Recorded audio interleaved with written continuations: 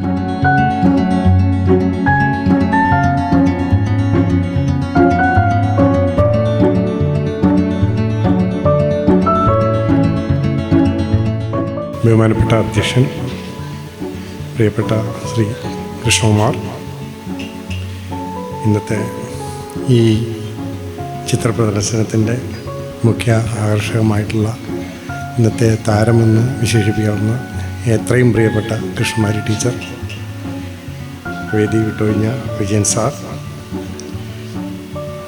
ശ്രീമതി മിനി ജയൻ, ശ്രീ ജെ പിൻ, ടീച്ചറുടെ ജീവിത പങ്കാളിയായിട്ടുള്ള വേണിച്ചേട്ടൻ, സൗമിനി ടീച്ചർ, സുഹൃത്തുക്കളെ, ഞാൻ ആദ്യം തന്നെ ടീച്ചറോട് ഇത്തരമൊരു ചടങ്ങിൽ ആശംസാ പ്രസംഗം നടത്താനായി എന്നെ ക്ഷണിച്ചതെല്ലാം നന്ദി അറിയിക്കുന്നു.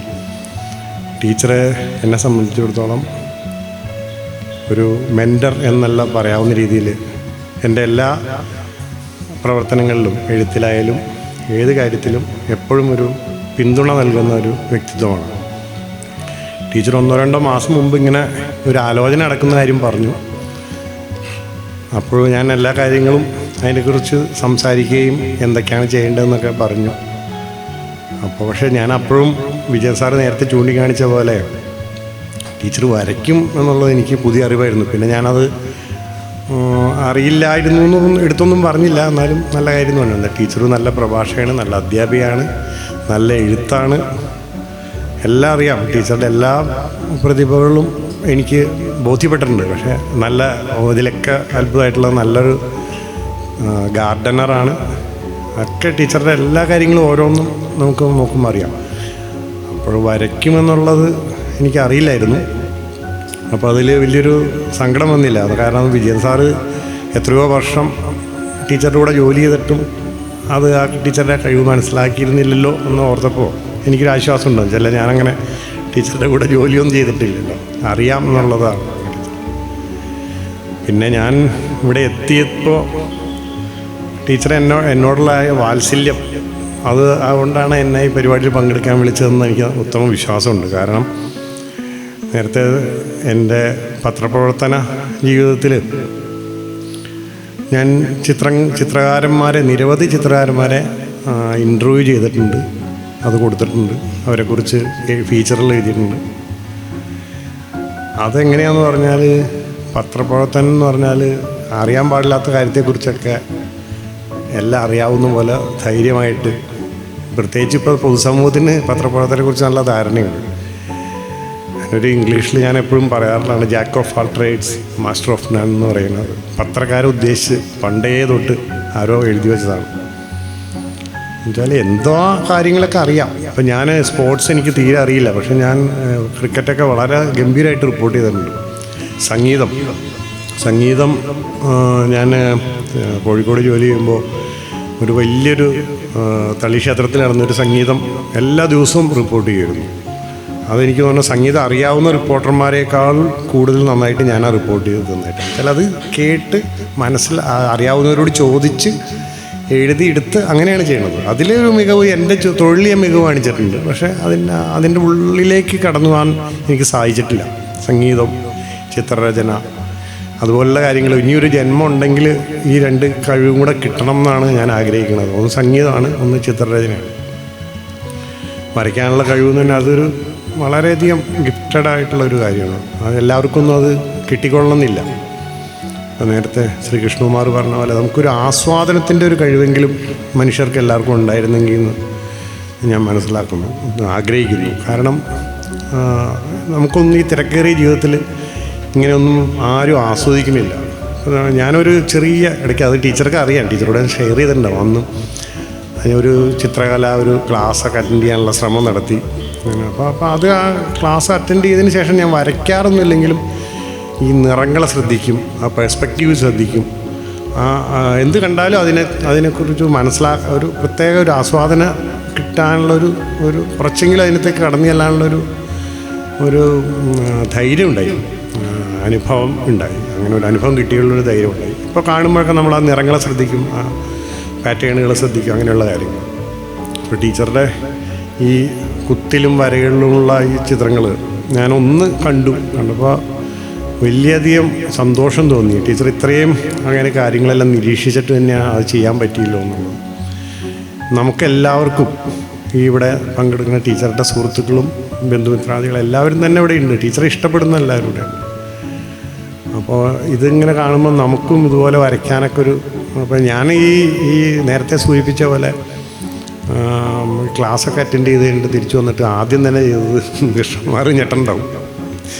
ഞാൻ കുറേ നല്ല വില കൊടുത്തു കുറേ ക്യാൻവാസും ബ്രഷ് പല കളർ പെയിൻറ്റ് എല്ലാം മേടിച്ച് അതിൽ കുറേയൊക്കെ ഉണങ്ങിപ്പോയി. കുറച്ച് ഞാൻ വരച്ചതൊക്കെ ആരും കാണിക്കാനൊന്നും പറ്റില്ല. എന്ന് വെച്ചാൽ അതിനകത്ത് ഒന്നുമില്ല.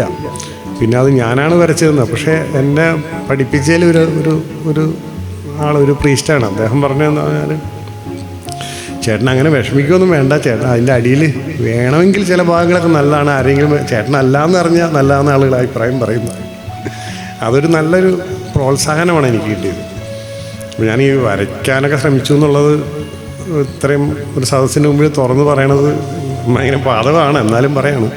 അപ്പോൾ ഞാൻ ആഗ്രഹിക്കുന്നത് ഇതെല്ലാം കണ്ടിട്ട് ആസ്വദിക്കാനും ചെറുതായിട്ടൊന്ന് കോറി വരച്ചു നോക്കാനും ഒക്കെ ഉള്ള ഒരു പ്രചോദനം എന്നിൽ ഉണ്ടാവുമെന്നാണ് എൻ്റെ പ്രതീക്ഷ. അപ്പോൾ ഞാൻ ആലോചിക്കാറുണ്ടായിരുന്നു. അപ്പോൾ ഈ കഴിഞ്ഞ ദിവസം ഞാനൊരു ആർട്ടിക്കിൾ വായിച്ചു, MGS നാരായണൻ വരയ്ക്കും എന്ന് പറഞ്ഞിട്ട്. കണ്ടിരുന്നോ എന്ന് അറിഞ്ഞൂടാ. അത് വലിയൊരു സാറിനെ പോലുള്ള ചരിത്രകാരനായിട്ടുള്ള ഒരാൾ വരയ്ക്കും എന്നുള്ളത് എനിക്ക് വളരെ പുതിയൊരു അറിവായിരുന്നു.